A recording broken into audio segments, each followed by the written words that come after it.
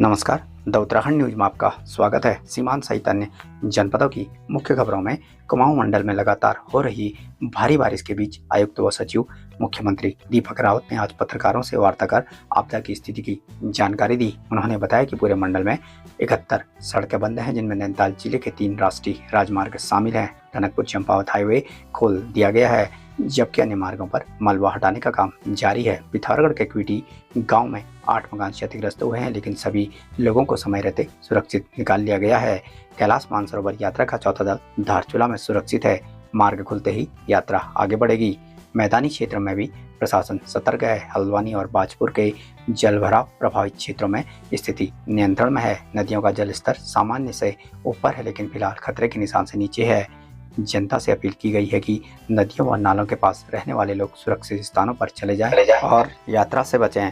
प्रशासन की प्राथमिकता राहत और पुनर्वास कार्यों को तेजी से पूरा करना है। उन्होंने लोगों से अफवाहों से बचने और केवल आधिकारिक सूचनाओं पर विश्वास करने की भी अपील की है।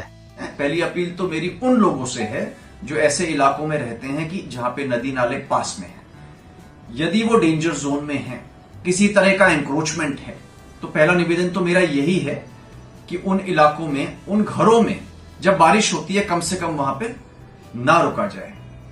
दूसरा निवेदन मेरा यह भी है कि जब तेज बारिश होती है, अगर बहुत आवश्यक काम आपका नहीं है तो वन शुड अवॉइड ट्रैवलिंग, हमें नहीं निकलना चाहिए। तीसरा मेरा यह भी निवेदन है कि बहुत सी जगहों में, पहाड़ में 9-10 जगहों पे हम गरारियों पे ट्रैवल करते हैं।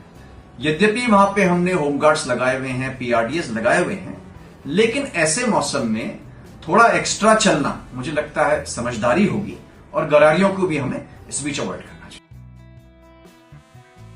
लगातार हो रही बारिश के चलते उत्पन्न चुनौतियों के त्वरित समाधान और जन सुरक्षा सुनिश्चित करने को लेकर चंपावत जिलाधिकारी मनीष कुमार के निर्देश पर आज जनपद के वरिष्ठ अधिकारियों ने विभिन्न क्षेत्रों का स्थलीय निरीक्षण किया। इस दौरान एसडीएम चंपावत अनुराग आर्य ने स्वाला क्षेत्र व आसपास के इलाकों में जल भराव, भूस्खलन और क्षतिग्रस्त सड़कों का जायजा लिया और संबंधित विभागों को त्वरित कार्रवाई के निर्देश दिए। वहीं एसडीएम लोहाघाट नितेश डांगर ने भी प्रभावित क्षेत्रों में निरीक्षण कर मौके पर मौजूद अधिकारियों को आवश्यक दिशा निर्देश जारी किए। निरीक्षण के दौरान अधिकारियों ने स्थानीय नागरिकों से संवाद कर उनकी समस्याओं को सुना और उन्हें हर संभव मदद का भरोसा दिलाया। जिलाधिकारी ने स्पष्ट निर्देश दिए हैं कि सभी समस्याओं का समाधान प्राथमिकता से किया जाए और आपसी समन्वय के साथ राहत कार्यों को सुचारू रूप से अंजाम दिया जाए।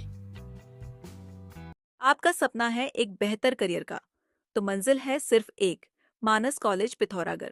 यहाँ खुल चुके हैं एडमिशन सभी कोर्सेज में, जैसे BSc IT, nutrition and health care science, banking and financial management, graphic designing and animation, logistics management, e commerce and digital marketing, mass communication and journalism और होटल मैनेजमेंट।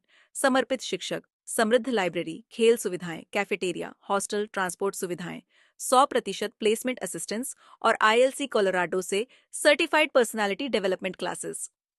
यहाँ हर कदम पर आपका विकास तय है। आज ही संपर्क करें। सीमांत जनपद पिथौरागढ़ में लगातार हो रही बारिश से जनजीवन प्रभावित हो गया। आज सुबह काली नदी चेतावनी स्तर से ऊपर बह रही थी, जिससे प्रशासन ने नदी किनारे रहने वाले लोगों से सतर्क रहने की अपील की है। भारी भूस्खलन और मलबा आने से बुधवार की सुबह 25 मार्ग बंद हो गए। प्रमुख रूप से पिथौरागढ़ घाट मार्ग, तवाघाट गुंजी मार्ग, मुंशियारी मिलम मार्ग, तल मुंशियारी मार्ग सहित कई ग्रामीण सड़कें बाधित हैं। बेरीनाग में भूस्खलन से दुकानों में मलबा घुसा। आसपास के बहुमंजिला भवनों को खाली कराया गया। दापा गांव व गंगुलीहाट में प्रभावित परिवारों को सुरक्षित स्थानों पर रखा गया है। मुनाकोट विकासखंड के सीआरसी मरसोली के राजकीय प्राथमिक विद्यालय सिलोनी में दीवार क्षतिग्रस्त होने से विद्यालय का रास्ता बंद हो गया और भवन को भी खतरा बना हुआ है। प्रशासन और पुलिस ने यात्रा एडवाइजरी जारी करते हुए अनावश्यक यात्रा से बचने की अपील की है। सभी मार्गों को खोलने का कार्य लगातार जारी था।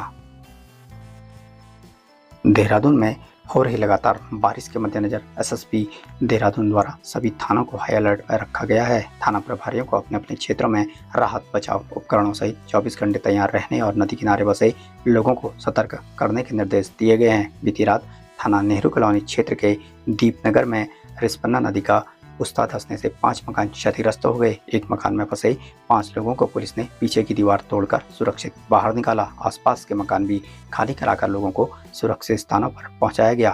प्रेमनगर क्षेत्र में पुलिस ने रात में ही नदी किनारे की झुग्गियों से लोगों को सुरक्षित निकाला। पुलिस लाउड हेलरॉ के माध्यम से नदी नालों के किनारे रहने वाले लोगों को लगातार सचेत कर रही है। वीडियो पसंद आए तो लाइक करें, कमेंट में अपनी राय जरूर दें, वीडियो को शेयर जरूर करें और द उत्तराखंड न्यूज चैनल के साथ जुड़े रहने के लिए चैनल को सब्सक्राइब जरूर करें। धन्यवाद।